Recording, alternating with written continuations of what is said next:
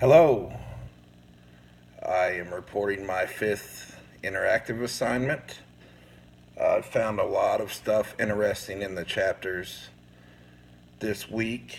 One thing that really stood out to me was in chapter 12, talking about the personalities and the theories of the unconscious mind and how the unconscious mind can relate to how your personality is.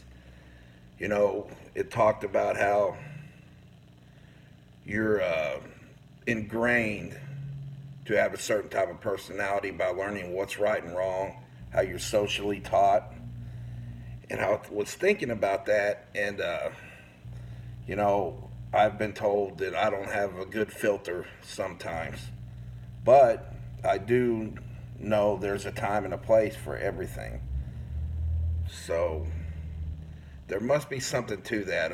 Unconsciously, I'm thinking one thing, but I know better, when and where to say it. And then maybe unconsciously, I want to be one way, but then my mind is psychoanalyzing the consequences of what would be if I did that in that certain occasion, what would happen.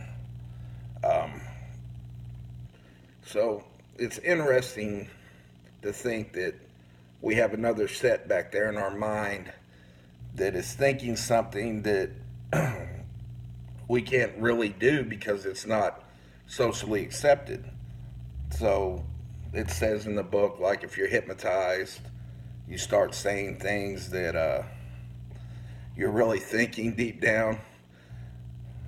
I think it may be true. I don't know. You just don't know how we've been so taught what's right and wrong and what's proper behavior that that's so ingrained into us. And there's nothing wrong with that. Obviously,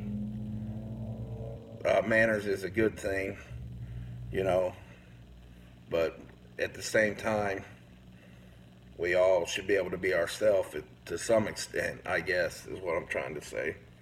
Um, I also wanted to talk about chapter 13, the disorders. Specifically, I wanted to talk about anxiety.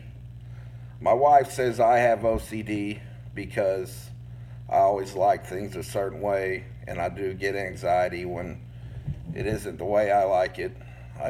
I tend to, and it's weird because it's some things that I like really organized, and then some things I don't really care.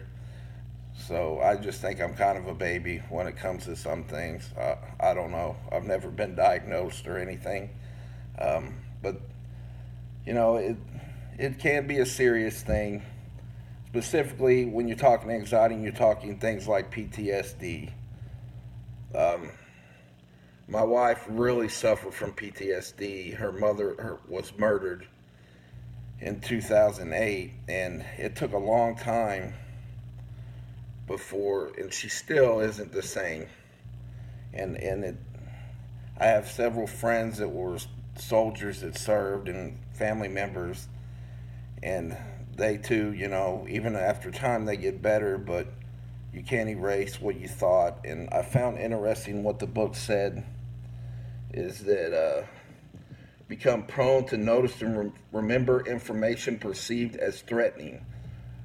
When our brain's danger detection system becomes overly active, we are at greater risk for anxiety disorder. When you've seen something horrible or something bad constantly happens to you, I can see how you're just waiting for that other shoe to drop. Your level of worrying and wondering. It was just like the devotional this week I talked about. I've lost a lot of friends, seen people suffer.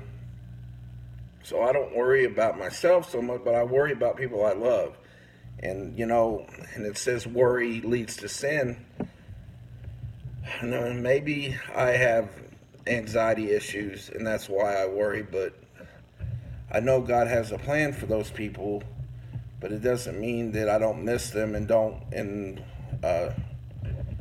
love them, and it doesn't hurt any less. So when you've seen horrible things happen, naturally you get overprotective of the ones you do love that are still there. And I know that we should just trust in the Lord, trust God's plan, and I do trust God's plan.